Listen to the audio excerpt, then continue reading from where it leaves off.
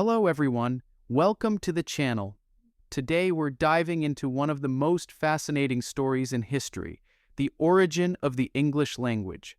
How did we go from Hwæt, we Gardena in Gardagum, to hey, we the Spear Danes in years gone by? It's a journey that starts with warriors, migrations, and a whole lot of linguistic mashups.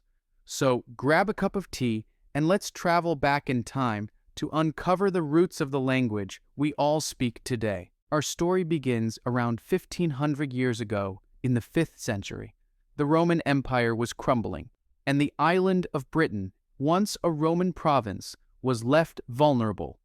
Enter the Anglo Saxons, a group of Germanic tribes.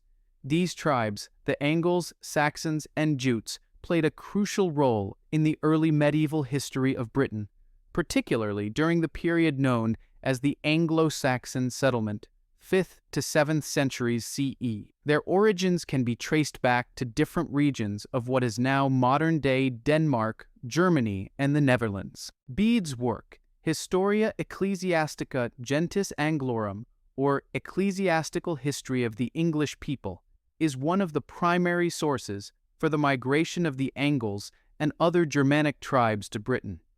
According to this work, the Angles were a Germanic tribe originally from the region of Anglen, a small area in the southern part of the Jutland Peninsula, modern-day Schleswig-Holstein, Germany. The name England, Angleland, is derived from this tribe. According to the Venerable Bede, an 8th-century monk and historian, the Angles migrated to Britain in the 5th and 6th centuries, settling in areas that would later become Northumbria, Mercia, and East Anglia. The Saxons, on the other hand, were a confederation of Germanic tribes originating from the North Sea coast of modern-day Germany and the Netherlands, particularly the regions of Lower Saxony and Westphalia. The Saxons were known for their seafaring skills and were involved in both trade and raiding along the coasts of Britain and Gaul, modern-day France. They settled primarily in the southern and eastern parts of Britain, establishing kingdoms such as Wessex, Essex, and Sussex. Now the Jutes were a smaller Germanic tribe from the Jutland Peninsula, modern-day Denmark, and possibly parts of the Frisian coast, modern-day Netherlands. They are less well documented than the Angles and Saxons, but are believed to have settled in the southeastern part of Britain, particularly in Kent and the Isle of Wight. The migration of these tribes to Britain began in the 5th century, following the collapse of Roman rule in Britain, circa 410 CE. The traditional narrative, as described by Bede, suggests that the Germanic tribes were invited by the British ruler Vortigern to help defend against Pictish and Scottish raids.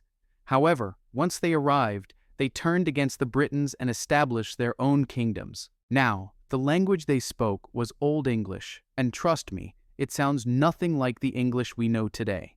Imagine a mix of Germanic and Norse with a sprinkle of Celtic influence.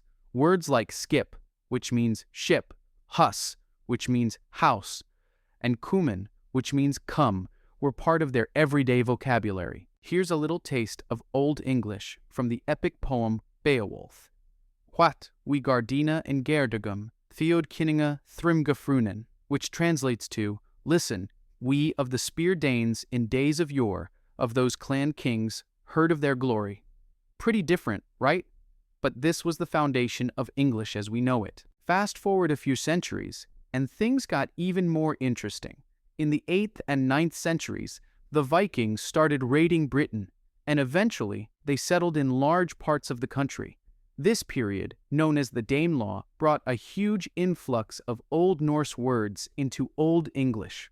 Words like sky, window, and even they and them come from Old Norse. So, by the 9th century, Old English was already a melting pot of Germanic and Norse influences.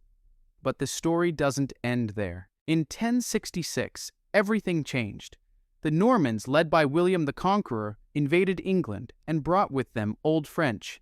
Suddenly, the language of the elite was French, while the common folk continued to speak Old English. This led to a massive linguistic shift, with thousands of French words entering the English vocabulary.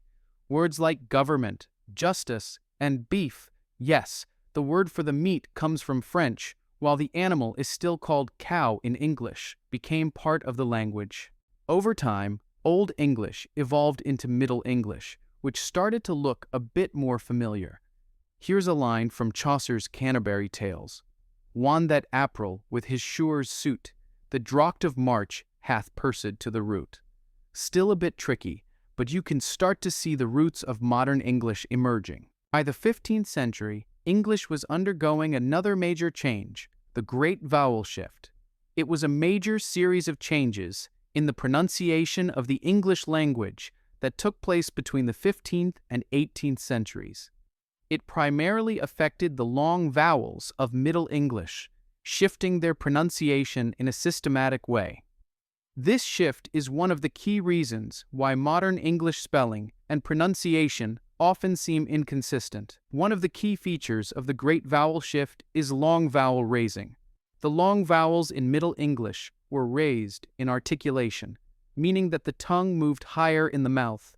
For example, the Middle English vowel E, as in beat, shifted to I, as in bite, and U, as in boot, shifted to ow, as in bout. The Great Vowel Shift occurred after the standardization of English spelling, which is why many words are spelled as they were pronounced in Middle English, but pronounced differently today. By the time Shakespeare was writing in the late 16th century, English had pretty much taken its modern form.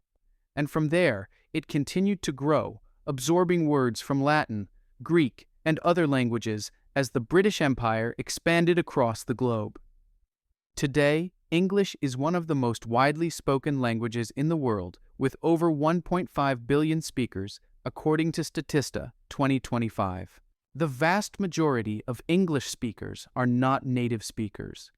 Of the approximately 1.5 billion people who speak English, less than 400 million use it as a first language. That means over 1 billion speak it as a secondary language. For instance, people in the United Arab Emirates want to learn English the most, as a higher proportion of searches are conducted here than in any other country.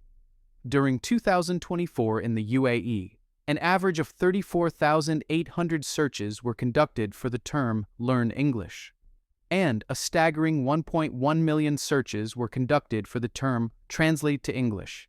Those in Malaysia also appear to have a strong desire to learn English, with 23 searches being conducted for the term Learn English per 10,000 of the population, and a further 801 searches per 10,000 being carried out for the term Translate to English over the last year. Other countries that search for terms related to learning English the most include the Philippines and Sweden. English is a language that has been shaped by centuries of history, from the Anglo Saxons to the Vikings, the Normans, and beyond. And while it's constantly evolving, its roots remain deeply tied to those early Germanic settlers who first brought their language to Britain.